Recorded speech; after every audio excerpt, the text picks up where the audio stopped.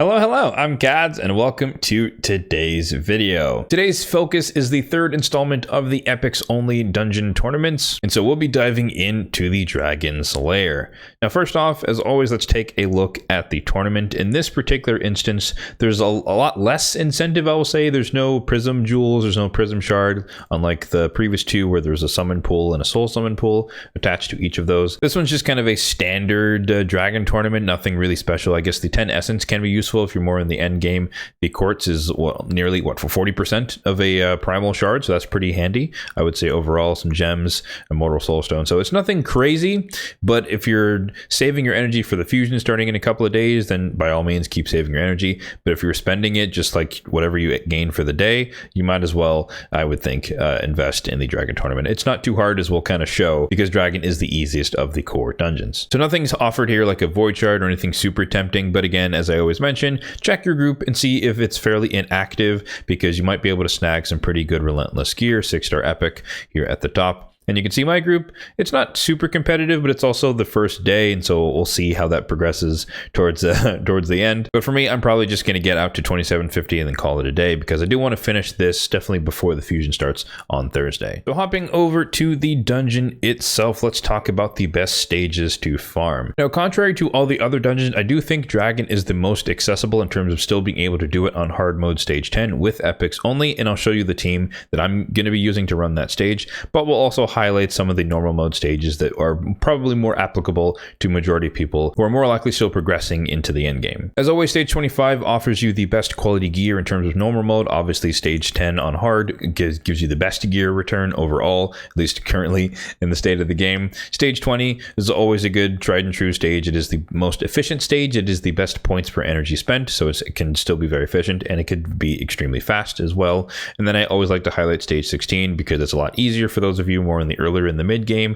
You still get access to 6-star gear. It's a much smaller chance, but it's still a chance. And then it's void affinity, so you don't have to worry about bad affinity matchups. So let's start off with the first team I have prepared for you guys, which is the stage 25 team. And as you might suspect, this is dragon, so you do want to bring in some poisoners. But because this is such a low stage of dragon relative to what I normally do, we only need really just one poisoner. And more importantly, the dragon is really slow, so you don't need to stack a bunch of poisons onto him, because he's not going to take that many turns unless you're running some sort of poison activators like Dark Kale or Venomage. But in this case, because the boss is forced affinity, we don't really want to run a bunch of negative affinity poisoners who may or may not be able to land their poisons. So this composition is very basic. We have a primary poisoner, we have a debuffer and Stagnite, and then we have 3 nukers, one of which is enemy max HP. So Husk is probably going to be the primary carry in terms of damage when it comes to the boss stage, and then we have Magnar and Phalanx doing damage across the waves. And then Urgrim is more just accessory damage whenever in case the enemy waves take turns, they were going to be under poison, so it's just free damage. And then when the dragon takes turns, he's also going to be under poisons. And there's one thing I kind of forgot to mention over the course of these videos for epics only, is that of course Seer is an epic champion, so you could most certainly try and build some sort of Seer composition to blast through the waves and do that a lot quicker. I just happen to prefer to not use Seer in any capacity, so that's more of my personal bias or personal preference. But I could most certainly see teams being centered around Seer as far as blowing up the waves, because she is an epic champion. But anyways, let's go ahead and see this team in action. As I kind of prefaced at the start, it's not a very complicated team. It's fairly straightforward, just a bunch of nukers comprised together, and I guess a little bit of CC from Husk, but we're not really depending on him stunning of the waves because they're fairly slow, particularly on normal mode.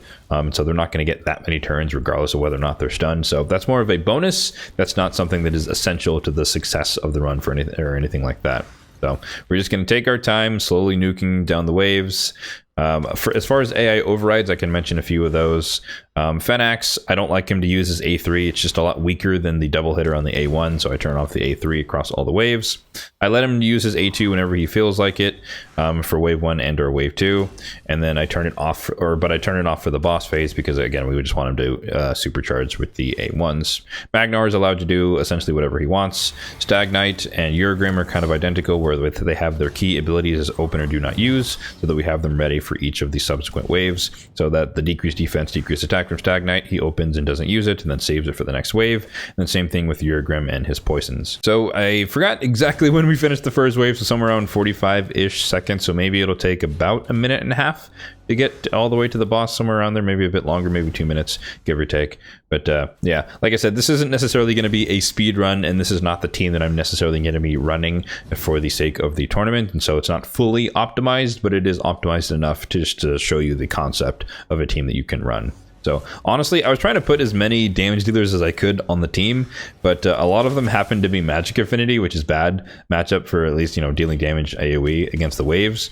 And so I'm kind of, I mean, not stuck with Magnar and Fenax, but they're most certainly not my strongest epic nukers on my account, but they're good enough for the sake of this showcase. And perhaps you guys might have them a little bit more well built than I do. But so there we go. Opener don't use on the poisons or on the Urgrim and the Stagnite. So same rinse and repeat thing. We're going to be stacking up poisons with Urgrim's A1 as well. And then we're just going to just DPS him down whenever we get the chance. Unfortunately, dragons, or for anyone who doesn't know, all dragons in the game are immune to turn meter drops as well as decreased speed, so Stagnite's A1 is practically useless, but nonetheless, it is nice to have the decreased defense, decreased attack. We don't really care about the poisons. There's no reviver on the team. The healer, I guess, for the team is Urgrim, effectively, but no one's really going to be taking that much damage, just because this is such a low level, and my epics are built fairly tanky, or fairly well, I should say, especially Magnar is probably the tankiest on the team. And so we're not really worried about anyone dying. That's why there's no reviver, nothing like that. And then that will most certainly change when we get to hard mode. It's a little bit different as far as the strategy, just because the boss is different, his speed is different. The order of his abilities is also different. If anyone didn't notice that between normal mode and hard mode, he leads off with the AoE poison instead of here where he just leads off with the secret skill or whatever, the draw breath ability, whatever you want to call it. And I guess it's unfortunate that we do get decreased attack on like Fenax, so he does a little bit less damage, but you know, somewhat unavoidable. So you can see their damage spread across the team. We got all the poisons from Urgrim AoE. We get Husk doing pretty much most of the damage, especially when it came to the boss phase, and you know, our AoE DPS doing as much as they can for the waves as well. Now for the hard mode variation of the team, it took a little bit more tinkering to get it right, just because it's a lot harder to solo the dragon in the end without regen gear, or just, you know, epics are just not as tanky as legendaries, so it's just a little bit harder to pull off. And so I was struggling to find the right combination of champions to really make it work, but I settled on this composition, which you might see that is fairly similar to the one I had for Ice Golem, but poisons are equally strong against normal mode Ice Golem as they are in Dragon in general. So we have a Kemptum in there, and honestly, he's been really clutch for all of these tournaments because, you know, triple hitter, so he's good for Fire Knight and other things, but also the AoE poison, but more importantly, just his passive with the AoE Hex and that triggering extra hits allows him to really help out with killing the waves in more ways than one, just by activating poisons and getting free Giant Slayer procs. But Urgrim is still in here, of course, same role, AoE poisoner. Dark Kael is back in the mix for the decrease attack and debuff extension, so extending all the poisons on the targets. We're bringing in Ugo, one as a healer for the team, but also, or more importantly, for decreased defense and block buffs on the boss, so that he can't give himself increased attack, which will just help us take less damage. And then we're getting decreased attack from Dark Kael, so we're in a good synergistic debuff land there. And then we have Vogoth in there as kind of just our AoE damage protector, because we don't have control on this team. I mean, I guess Vogoth is control, but he doesn't have a 100% chance to provoke, but he has like a 75% chance to provoke, so we can land some provokes, but we're not really depending on it. The point being that if we take AoE hits, he's just going to help heal up the team, and also place leech so everyone else can heal up. And then Ugo also has leech on her A1, so we can heal up against the dragon. So let's go ahead and run this team in action as well. I forgot to mention that the stage 25 team was somewhere around 3-ish minutes, and this team is roughly around the same time, give or take. And so, believe it or not, you know, Dragon, well, like I said earlier, is one of the easiest dungeons, or it is the easiest dungeon of the 4. Not the fastest, that would be Spider, but it is the easiest to do. And so it's kind of impressive that we're able to do the hardest stage in about the same time as a lower stage, just because the approach we're taking is a little bit different. So you can see here, everyone is stacked up with a bunch of poisons on them. We have decreased attack, so whenever they take turns, they're not going to hit us very hard. Decreased defense, so we do more damage. And then the Hex from a Kemptum allows us passive to proc. As we see, we're sharing the poison activation across everyone with Hex, as well as being able to get, again, the Giant Slayer hits. As you can see, all of them stacking up, all the healing stacking up from all of his Giant Slayer hits whenever poison is activated. So he's effectively an AoE nuker of sort sorts, just not in the traditional sense, just in the you know, application sense. And so we effectively get a bunch of AoE Giant Slayer procs whenever a poison is activated on anyone under the hex. As far as the AI overrides, pretty much the same thing as the other form of the dragon team. Urgrim is, you know, opener don't use on the poison ability. Akemptum, opener don't use on the hex ability. Ugo, opener don't use on the decreased defense. Block buffs abilities. So again, we want all of those ready to go once we get to the next wave and or the dragon. Same thing for Dark Kael, opener don't use on the debuff extension and decreased attack ability. And then we don't use his poison sensitivity, his A3, until we get to the boss, because that's when we actually need it. It's single target, and so it's just not as optimal versus the waves. It can be helpful, but I'd rather ensure that we have AoE decrease attack and then we extend all the poisons on everyone else, because it's just a little bit more important. One thing here that can be annoying is that you know, if Cardinal takes too many turns, or I guess takes a turn, she can have the potential to revive people, which just slows down the run. But usually there's just enough poisons and poison activation across the team that even if she does get one turn, their first turn, if she's not provoked by Vogoth, that is, she'll only do like the healing because no one has died yet. And so it's not something I have to worry about in this comp, but nonetheless something to consider if you're trying to make a comp for hard mode. Just have a plan for the Cardinal. So you can see here we have block buffs on from Ugo, so we don't have to worry about the increased attack. And I think we actually filled up the debuff bar here. We might have, so we might not have decreased attack, at least on the first cycle here, unfortunately, but we'll cycle back around eventually to get through it. And you can see their extra turn on Dark Kael, so he is in Relentless gear. So it depends. We do have a lot of poisoners on this comp. We have, you know, Dark Kael obviously doing his thing, Urgrim doing his thing, Akemptum doing that thing.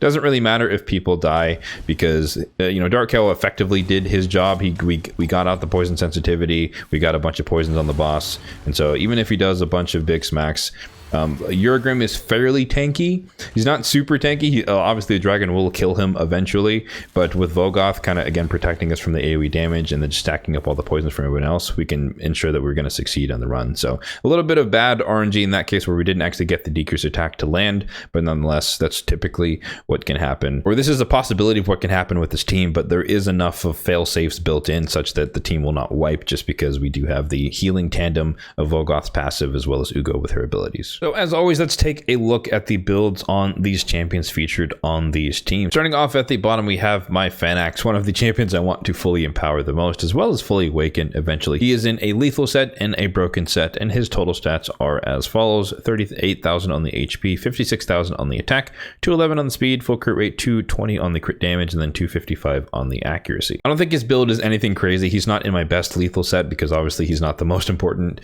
nuking champion on my account. He kind of has the leftovers from other people who just don't need these pieces, but nonetheless I think it's a pretty solid build. On the blessing, Crushing Rend, of course, obviously it's not as powerful as 6-star. You know, 2-star doesn't really do as much, but I don't really want to change the blessing, and eventually I do plan to have him at 6-star, so we're just kind of keeping that the same.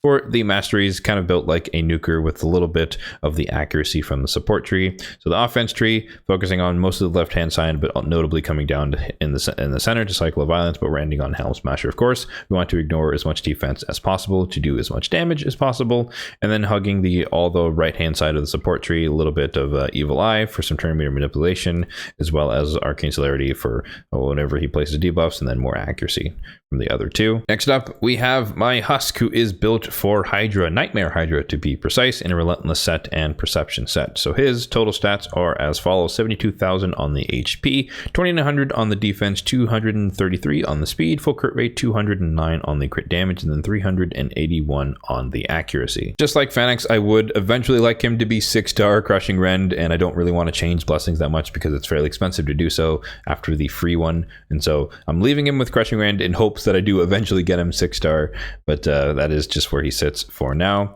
And then for the masteries, we don't really care about much of the support tree. He's built with enough accuracy to do his job, and he doesn't really benefit from like Master Hexer and Sniper and stuff like that because he has Provoke on the A1. So we do have Harvest to spare on the defense tree because he can land stuns, so you can get free leeches from that when we're using him outside of Hydra, that is. And then on the offense tree, it's pretty standard AoE damage dealer type mastery or support type masteries, where we're coming down to War Master on the left hand side and hugging everything else on the left hand side as well. Next up, we have my Magnar, who we've seen a few times because he's just one of the best nuking epics in the game, Savage set, and then the 2-piece Stone Skin set for the little bonus of the HP. He has 86,000 on the HP, 2,600 on the defense, 177 on the speed, so fairly slow, but he has HP percentage on his boots, full crit rate, 215 on the crit damage, and we don't really care about the accuracy or the resistance. And again, kind of like in the same boat as Fenix, he has the leftovers of my Savage gear. It's not the best of the best, and so he's not going to be built to 300% crit damage or anything crazy like that. For the blessing, we have no blessing. Have not gotten any tiers for him, but of course, just like any other epic damage dealing, we'd probably put Crushing Rend and hope that we get him out to 6 stars. For the masteries, pretty standard nuking masteries. So notably looking at Heart of Glory, we've got Ruthless Ambush, we've got Whirlwind of Death, Cycle of Violence, and ultimately ending on Helm Smasher to ignore as much defense as possible, to deal as much damage as possible. We don't really care about his accuracy per se, so the defense tree, and you can kind of see we're trending towards ending on Retribution and or Deterrence, just because that's where I would go if I cared to finish out his masteries, but he's not one of my primary nukers, as we kind of mentioned already, so I don't really feel the need to finish it out. So yeah, don't feel compelled, guys, to finish, especially if you're more free to play. Don't feel compelled to maximize the masteries on every champion, because not all of them need all of their masteries fully done. And you can kind of pick and choose how you want to do it. Next up, we do have Stag Knight, who we've also seen before, at least in the recent days for these tournaments. Shield set and Immortal set, and he is built as such. 73,000 on the HP, 2,900 almost on the defense, 250 on the speed. Don't really care about the damage stats, and then enough accuracy to do the job, 365. As I've always stated, for most of the champions who I use that have AoE decreased defense, I typically slap cruelty on them because they already lower defense with decreased defense, so we might as well get more out of it, and typically they have some form of AoE in their kit. And then on the masteries, as I've mentioned many times, poor Stag Knight, he is just at the bottom of the queue and he's just not gotten there, but eventually I'd like to get him in a standard set of debuffer masteries, coming down here the left hand side of the offense tree down to War Master, and then coming down the right hand side of the support tree ending on Sniper to maximize his A3, because technically right now it's a 95% chance, and so technically he could just not place things on his ability 5% of the time, and then of course Master Hexer to pair with that. So pretty standard debuff for masteries is what I would go eventually when he works his way up the queue. Switching over to the hard mode team now, we have Dark Kale, who again we've seen a fair amount. He is just so good, that's why I keep using him basically everywhere that I can. Relentless set as well, and Retaliation, and I did put the Retaliation on him specifically because he's still on my main Dragon Hard team, and so whenever the dragon hits us, there's a 15% chance that we just counterattack and activate some of the poisons that he leads off with. So that's the strategy behind the Retaliation set there, paired with Relentless. Almost 50,000 on the HP, 2,900 almost on the attack, 2,500 on the defense, 245 on the speed, full crit rate, and that is because you need to crit on the A2 to extend the debuffs, and then 353 on the accuracy, enough for hard mode stage dungeons. Similar to Stag Knight, he has an AoE, and that's typically how I use him, at least the first set. The opening move on all the waves, he's going to do the AoE, so Cruelty is a good blessing to have on him, but also triple hitter on the A1, so whenever we get to the boss stage, he can stack up Cruelty very quickly on a single target. So it is useful in both instances. And then masteries, pretty standard debuffer route, except that we're coming down to Giant Slayer because he does have a triple hitter on the A1. So hugging the left hand side and sweeping through Giant Slayer, and then on the right hand side, pretty much what Stag Knight would have, right?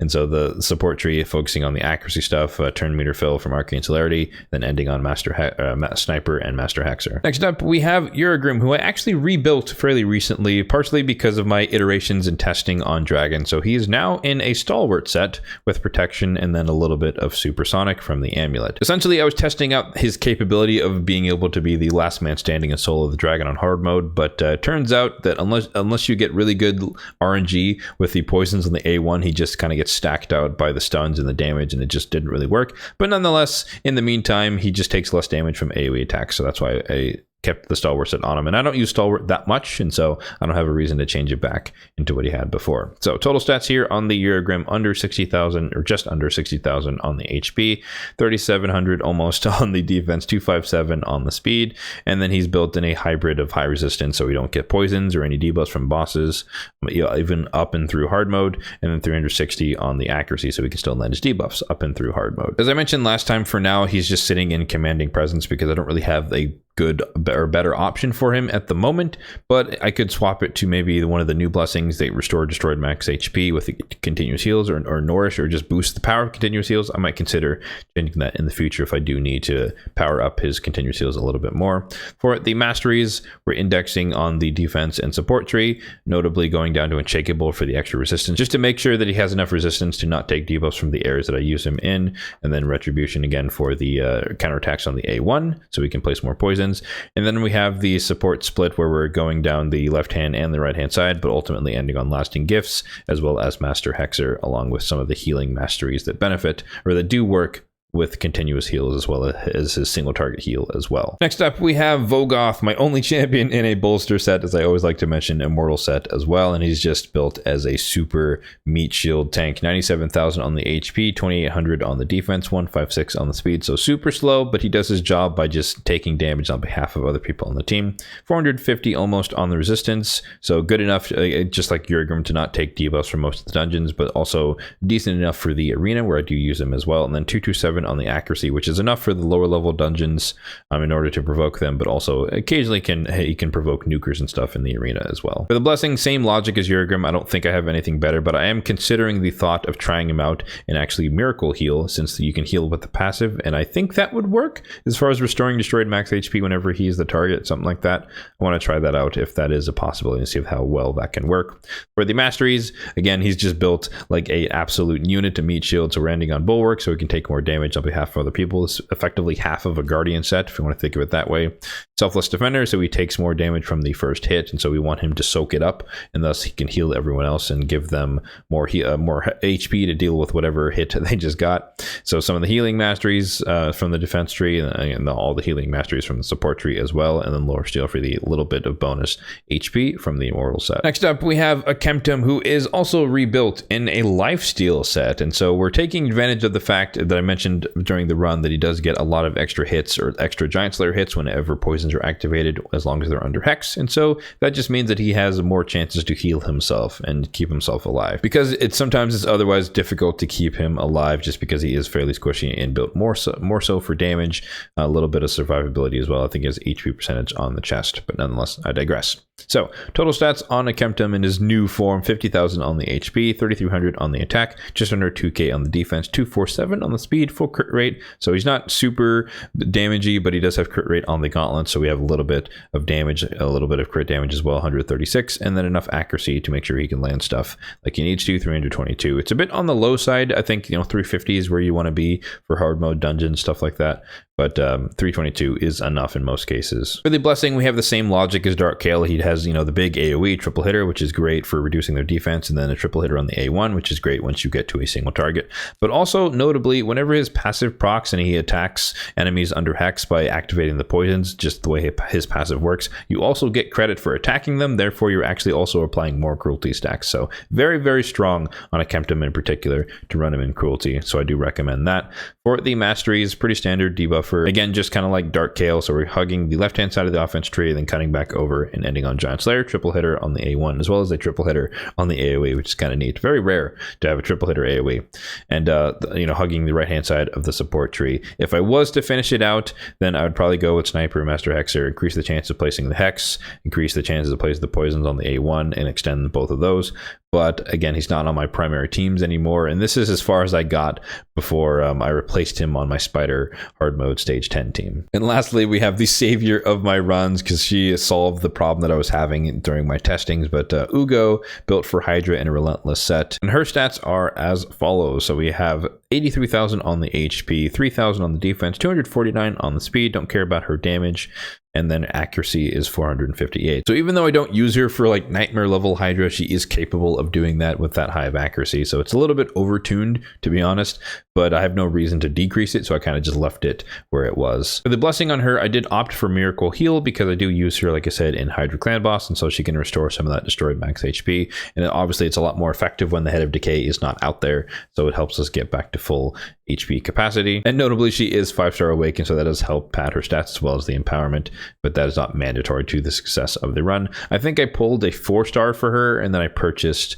the 5-star soul with Essence, and so that's how she got to 5-star, because I wanted the 100% chance of restoring destroyed max HP on the Miracle Heal. So that's why I invested in that, and I knew I was going to use her in Hydra teams, of course.